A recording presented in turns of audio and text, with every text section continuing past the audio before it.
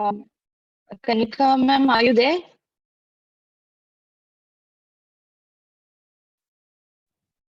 Hello. Hello, ma'am.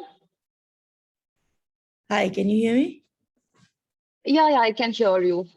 Great.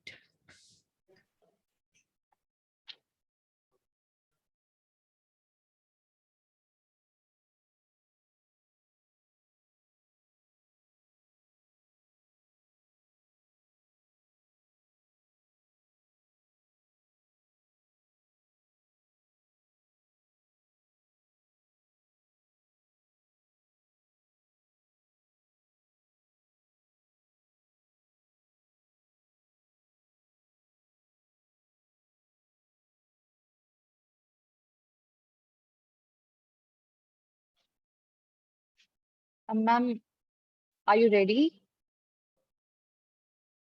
Yeah, Can you switch on the video if you're okay with it? sure. Just a minute. Yeah.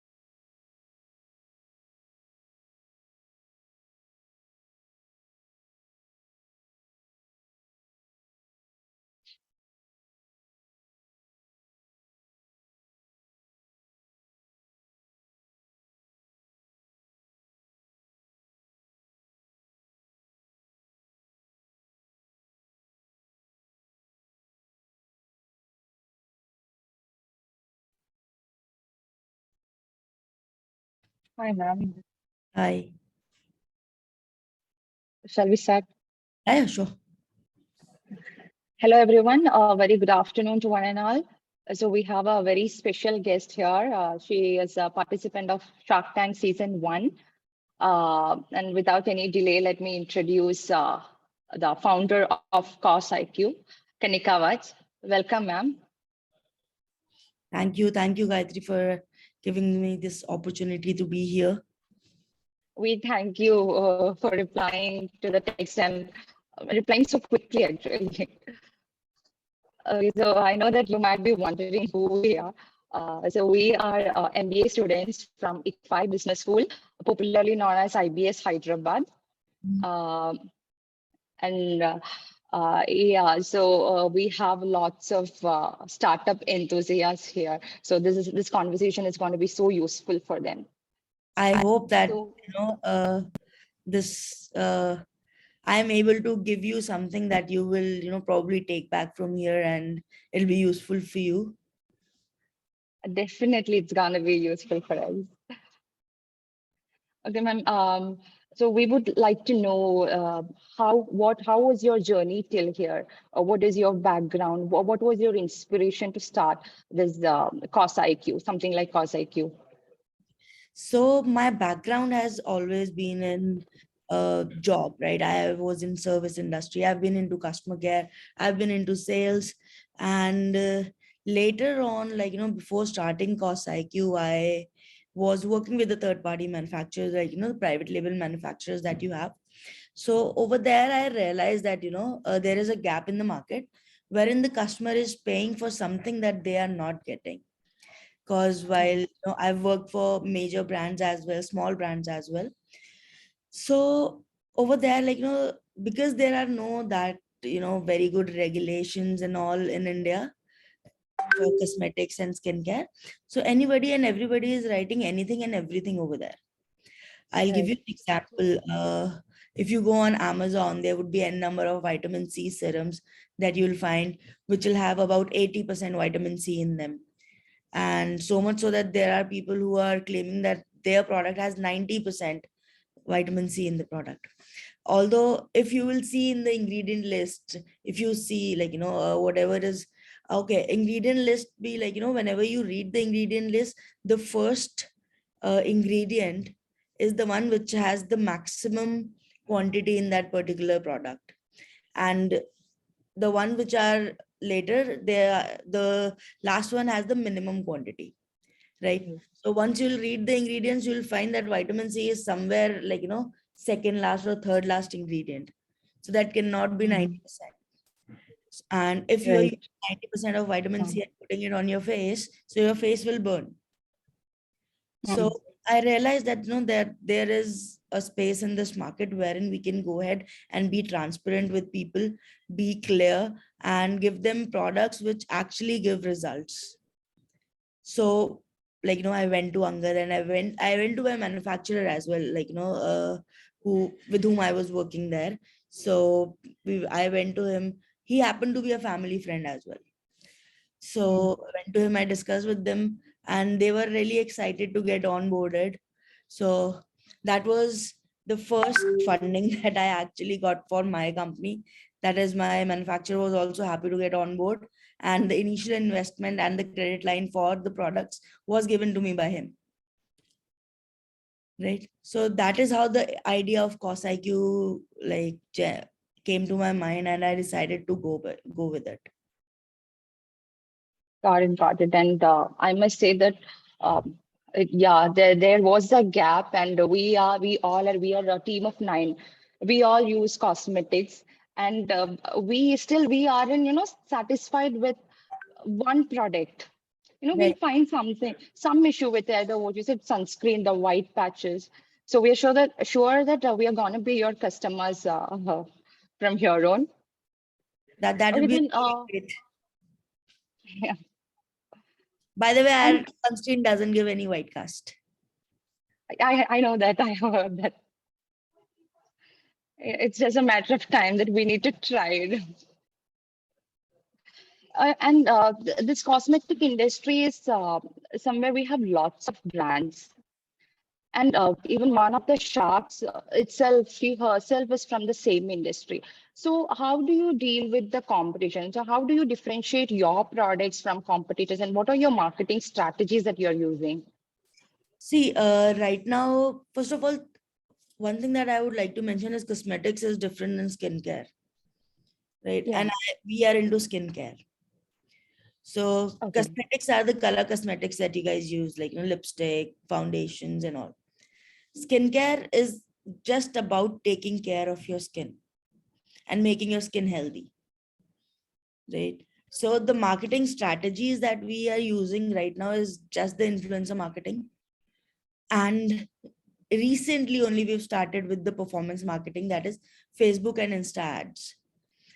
And whatever kind of influencer marketing we are doing is, we are not paying any of the influencers to say what we want them to say. But what we are doing is, if somebody is approaching us, or if we are approaching somebody, so we are going for a barter deal, wherein we tell them that, okay, we'll send you the product and you give your honest review. If you like the product, please go ahead and tell it to people about. And if you don't like it, there is something that you don't like it, please let us know, we'll go ahead and make it better. So that is the approach that we are. Right. And also on WhatsApp, if you guys will WhatsApp us on our customer care, there are 80 to 90% chances that either me or Angad will be replying to those messages.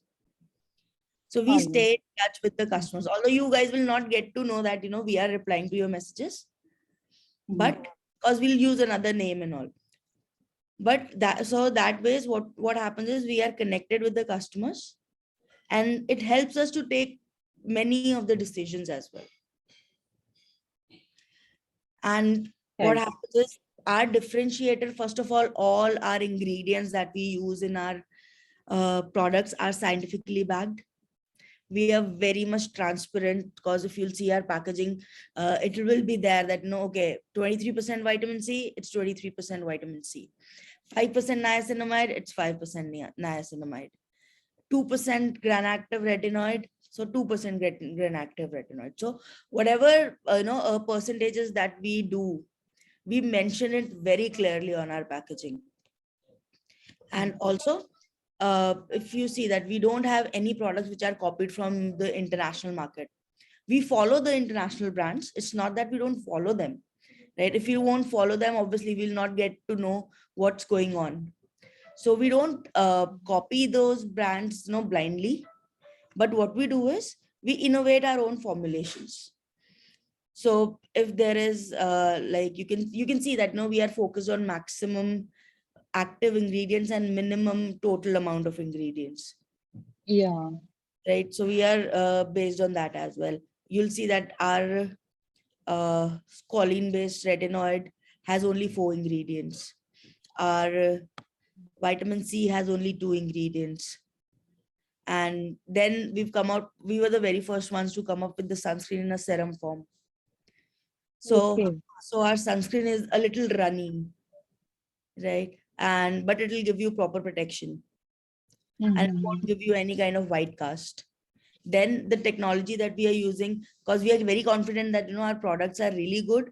Reason being the kind of technology we are putting behind it. What we are doing is our sunscreen will not seep into your skin. The problem with major sunscreen is that they get into your skin and then it becomes comedogenic. So our sunscreen is non-comedogenic and it will not seep into your skin. That is, it will remain on the upper layer of your skin and it will work from there. Okay. So, And so we have seen the episode on Shark Tank, and you were the one for whom the sharks were fighting for, right? So how was your experience on Shark Tank, and how life has changed, like before and after Shark Tank? people know you. So That's a major difference. that is the major difference. Because see, I am the kind of a person who's very blunt, right? I would not watch my words before saying anything, and I'll be very outspoken. But then obviously, after that, people get to relate you with your brand, right? It's not only you who's going out there, it's your brand that you're taking out with you. So you need to be a little cautious, I would say. But then I don't like that part wherein you got to be conscious because you cannot be yourself at that point of time, right? So initially when that happened, so it was a little difficult for me, but now I have molded myself in a manner that okay, whatever I'll say, I will be able to say it, but in a subtle manner. Right. So those are the changes that comes in. People tend to recognize you. People tend to recognize your brand overnight. The kinds of sales that you get. Obviously, uh, going to Shark Tank was the best marketing that we could have ever dreamt of. Season 1, and we did not even know that whether we would be get selected or not, because we were just a 4-month-old company at that point of time.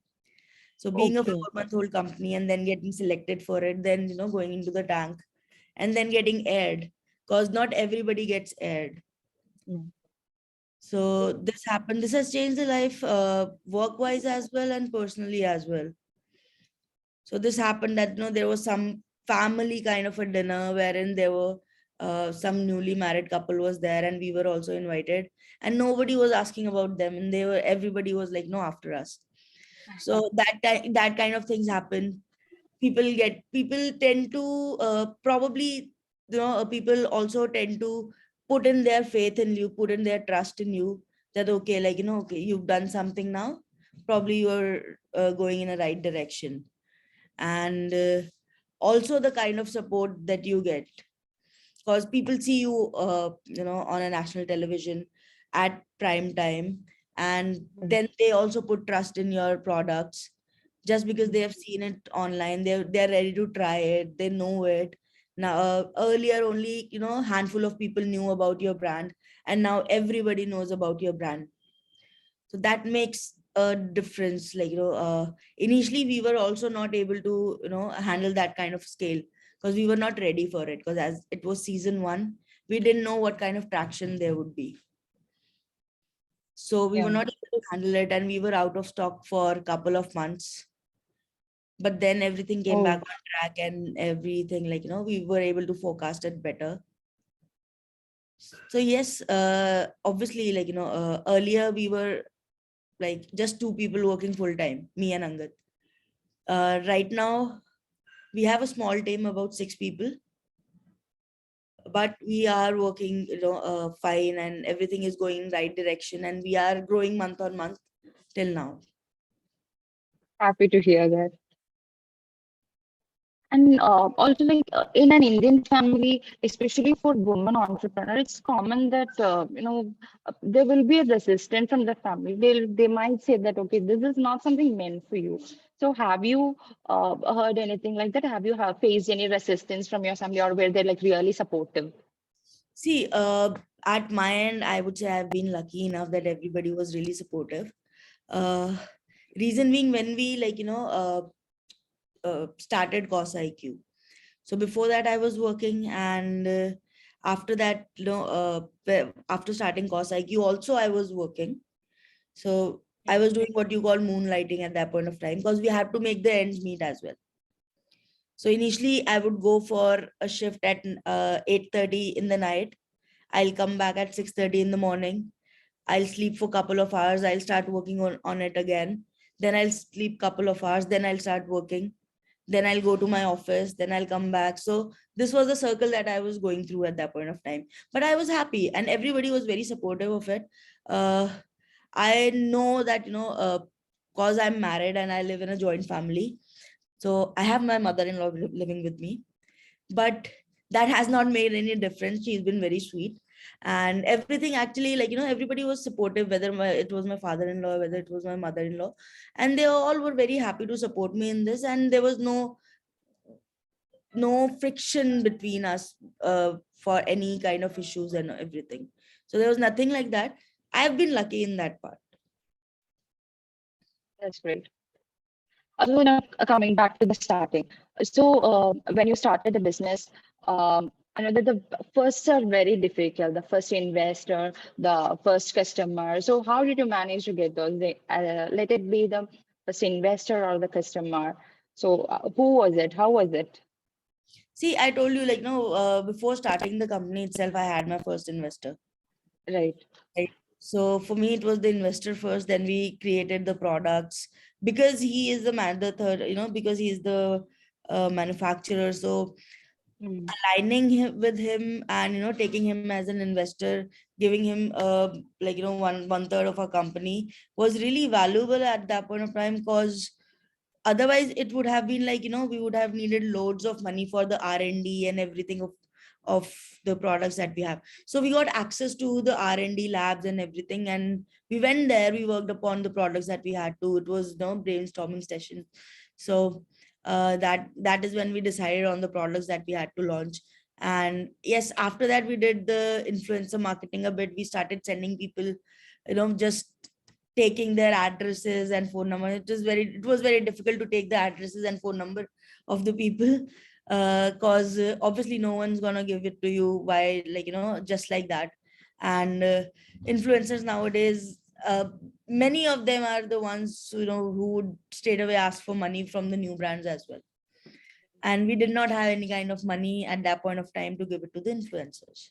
So we came up with this idea, like, okay, we'll ask them.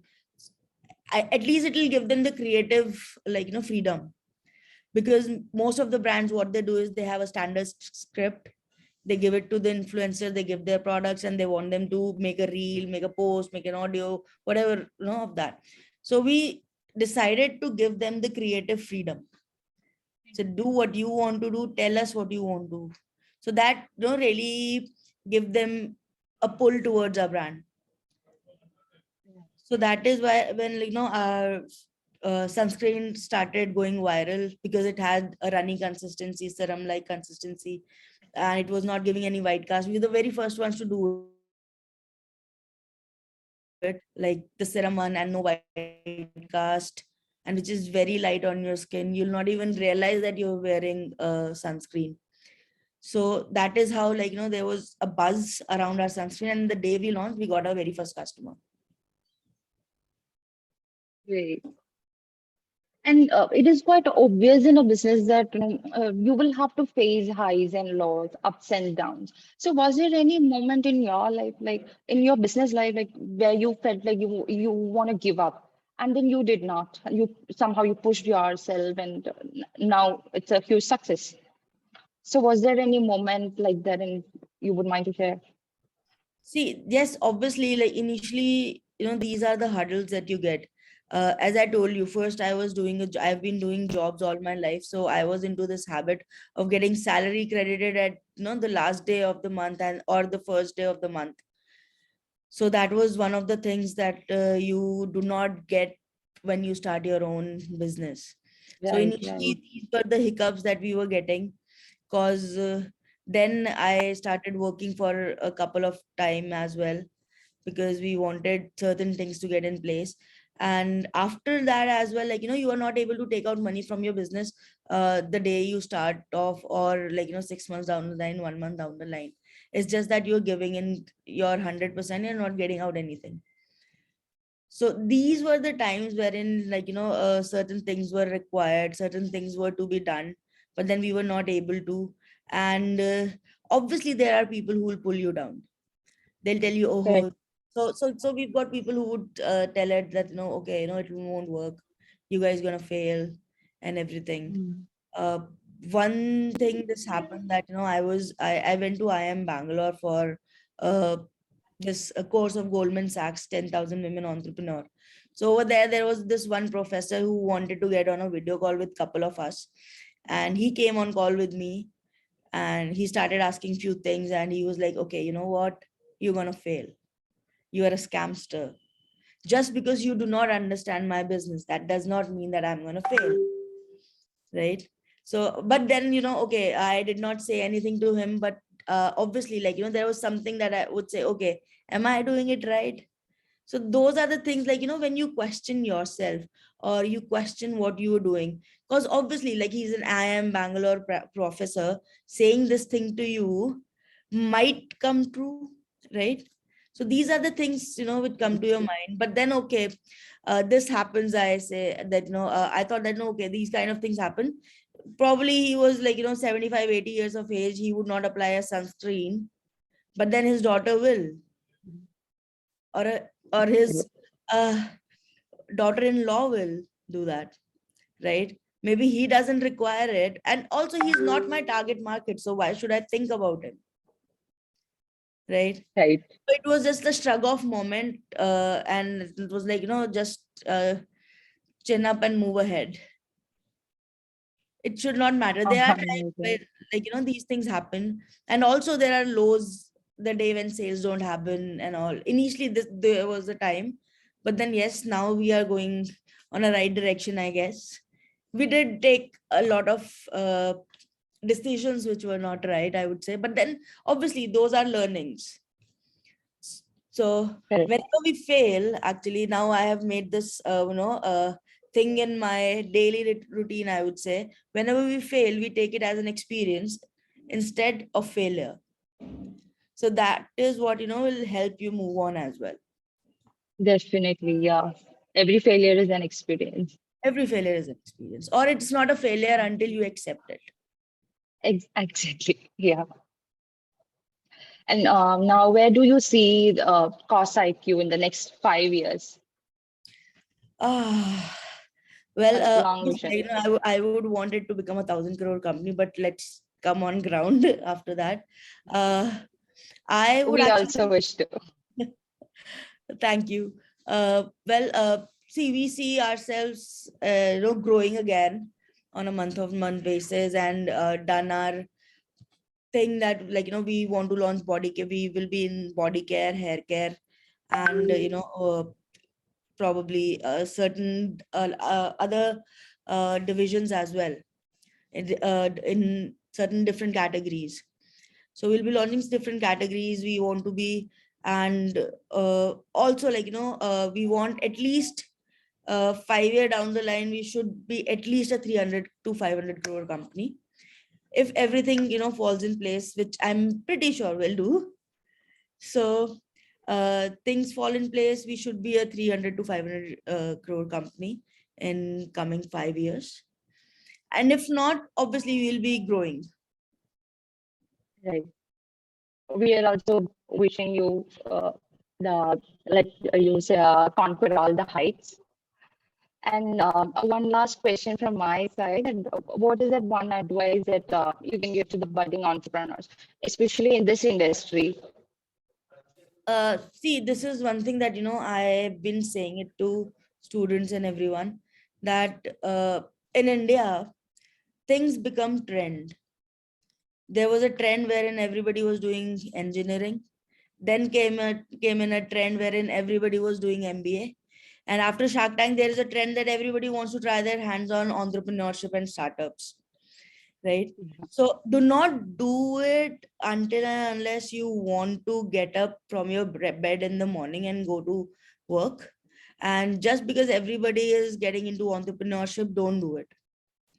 Do it only if you are passionate about it, if you are motivated about it. Otherwise, things will not work out the way that you want them to be.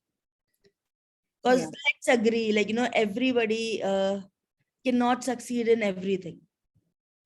Right. You know what happens to n number of engineers, you know what happens to n number of MBAs, right? But then obviously, there are people who do really well amongst them only. So I would say, if you cannot give your 100 or 200%, do not do it because everybody else is doing it. So that is one thing that I would like to say. Yes, that's so true. And if anybody else has some question, they can put it in the chat box.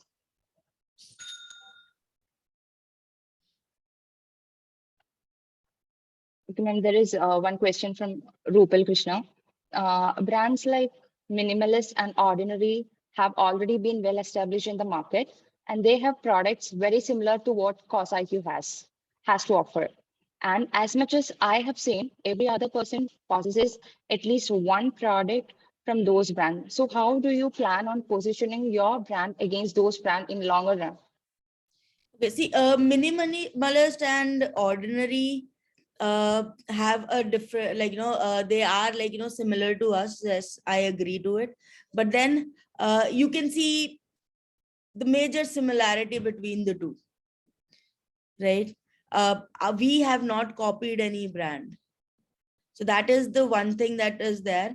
The other thing is that how do we want to position our brand? I did not mention this thing, but every bottle of ours has an IQC code, right? Which is it is different on every bottle. Each and every bottle has a unique IQC. So we are building a AIML enabled platform wherein we will be able to make a community, and with that IQC code, the moment you want to enter that code, you will get information about your bottle, right? And we will get the information that, okay, now you purchased this bottle and opened it.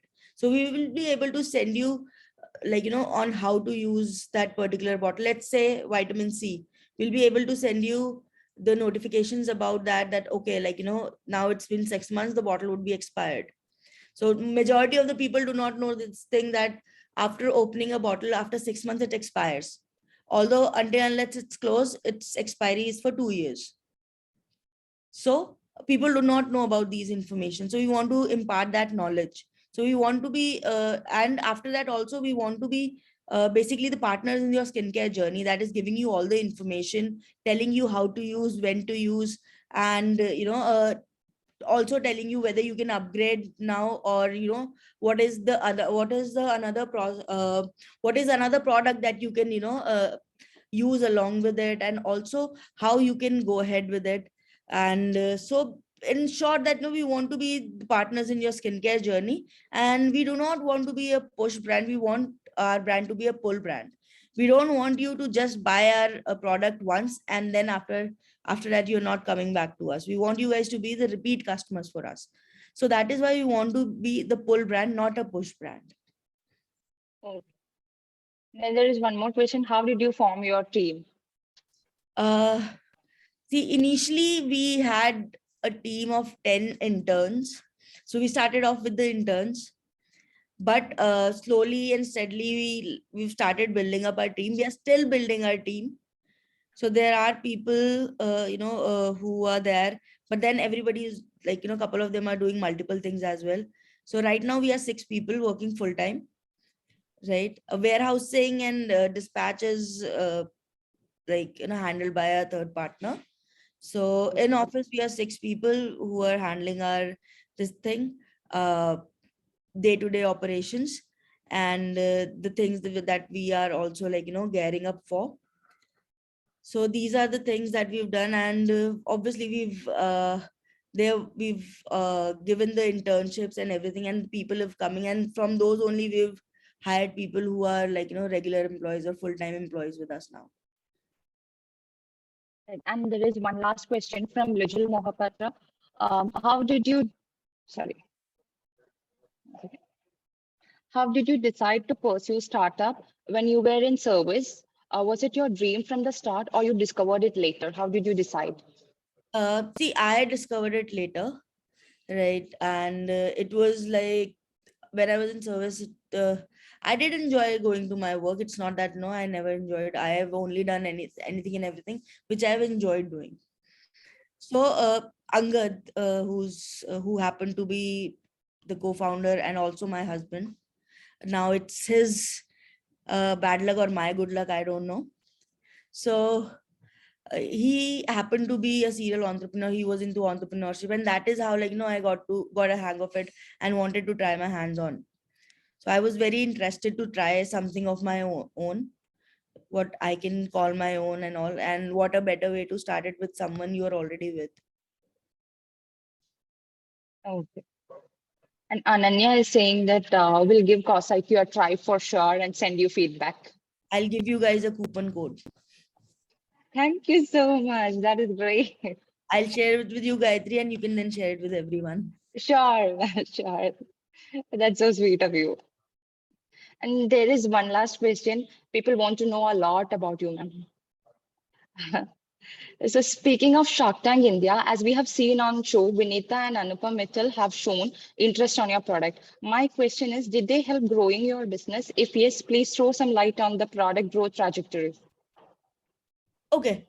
See, first of all, investors just go ahead and invest in your business, right? And you are the ones who work on it.